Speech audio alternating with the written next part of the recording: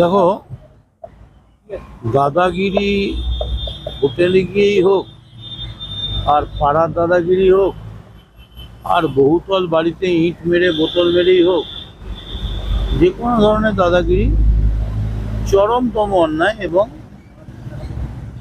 নিন্দা করার কোনো ভাষা নেই। বিশেষ করে যখন আমাদের সভানেত্রী মমতা বন্দ্যোপাধ্যায়, তিনি 11-য় বললেন বদলা চাই না, বদল চাই। যদি বদলাটা বলে দিতেন তাহলে কিন্তু আজকে কেউ থাকতো না, নমিনেশন দেওয়ার মতো কেউ থাকতো না, এজেন্ট থাকতো না। উনি বললেন না, সবাইকে নিয়ে থাকতে হবে, সবাইকে নিয়ে চলে, এটাই রাজধর্ম। আবার উনি কদিন আগে বলেছেন যে রক্ষকের দায়িত্ব অনেক বেশি এবং জিতলে অনেক বেশি দায়িত্ব বেড়ে যায় এবং দুর্বলকে রক্ষা করতে হয়। এবং একটা কথা মনে রাখতে হবে, জেতার আগে আমি তৃণমূলের ক্যান্ডিডেট, জেতার পরে আমি কিন্তু সিপিএম, কংগ্রেস, বিজেপি সবারই এমএলএ, যে এমপি জিতল সে সবারই এমপি। সম্প্রতি একটা ঘটনা আমাদের খুব নাড়া দিয়েছে এবং খুব উদ্বেগের সৃষ্টি করেছে।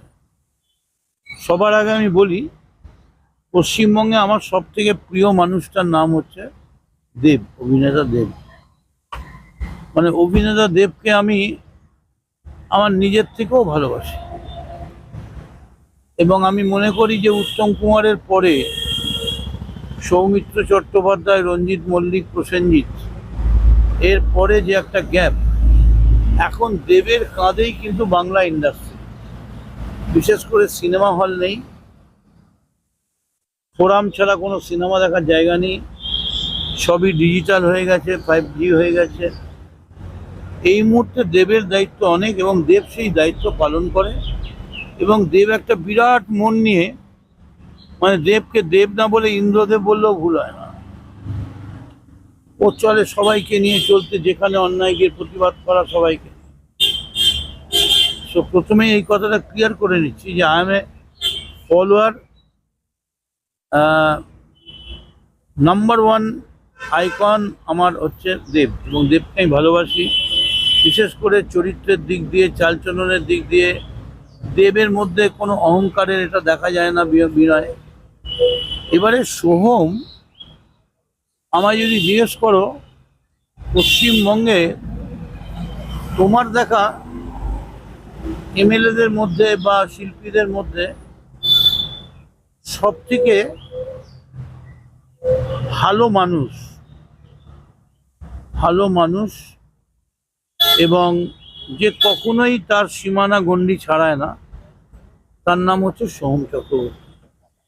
আমি সোহম চক্রবর্তীর বাড়িতে যাই, আমরা অনেকদিন একসঙ্গে রাত্রিবেলা খাওয়া দাওয়া করি।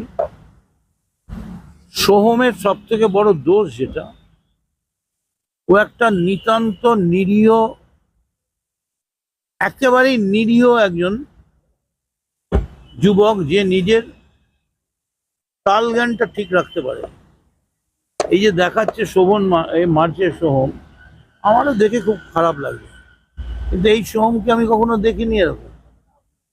এবং সব থেকে বড় কথা, এই যে এখন আমরা সবাই মিলে অ্যাডভাইস করছি, যেমন ধরো কাঞ্চন, খারাপ হোক ভালো হোক, সেও ইলেকটেড জিতেছে, আমার পছন্দ হতে পারে, নাও হতে পারে, সে তো ইলেকশনে জিতেছে। এখন তাকে দেখে কার ভোট কমবে, কার ভোট বাড়বে, এই ধরনের কথাগুলো পাবলিকলি বলা উচিত নয়। আবার সেখানে দেব এসে বললো না, ও গেলে ওর ভোট বাড়বে। আবার দেব কদিন আগে বললো রইলো ঝোলা, চললো ভোলা। তো মানে কি হচ্ছে, দেবকে আমি অনুরোধ করবো, তুমি সিনেমায় ছিলে তো, সিনেমায় তুমি 1 নম্বর, কিন্তু এই আস্তে আস্তে সিনেমা ছেড়ে রাজনীতির আঙিনায় তোমার পদক্ষেপটা বেশি হয়ে যাচ্ছে। এটা তোমারও ক্ষতি, বাংলারও ক্ষতি। সোহমকে কিছু বলার দরকার হলে, আমার পার্টি আছে, আমার সংসদীয় দল আছে, আমার কোর কমিটি আছে, অভিষেক আছে, মমতা ব্যানার্জি আছে, এবং সোহমকে চর মারতে পারে আমি বিশ্বাস করতে পারি না। এর আগে যখন ওরা বেহালায় থাকতো, ওকে বেহালার চেহারা বলেছিল গুলি করে দেবে, আমি গিয়ে সেই ছেলেদের মিট করেছি। Soham is such an innocent boy having no vices, কোনো ফাইসেস নেই, এই ঘটনাটা করে ফেলেছে। আমরা সবাই বলছি যে ওর উচিত ক্ষমা চাওয়া। আমরা বোধহয় ভুলে গেছি ও কিন্তু সঙ্গে সঙ্গেই ক্ষমা চেয়েছে। কি করবে? দণ্ডি কাটবে?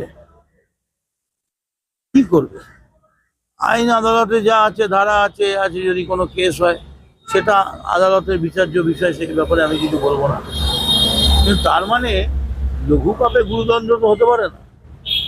তুমি ইন্ডাস্ট্রিতেও গাল খাবে, পার্টিতেও গাল খাবে, আবার আদালতেও গাল খাবে, আবার পুলিশেরও গাল খাবে, এত গাল তো বাড়ানো যাবে না। তো আমার মনে হয় এই জিনিসটা নিয়ে বসা উচিত। এবং টালিগঞ্জ ইন্ডাস্ট্রিতে এখন এমন অবস্থা হয়ে গেছে, টালিগঞ্জ ইন্ডাস্ট্রি মানেই তৃণমূল। মমতা বন্দ্যোপাধ্যায় টালিগঞ্জ ইন্ডাস্ট্রিকে নিয়ে আলাদা সময় দিলে অনেক ভুল বোঝাবুঝি দূর হয়ে যাবে। তা নাহলে দেব কি করলো? দেবের দেব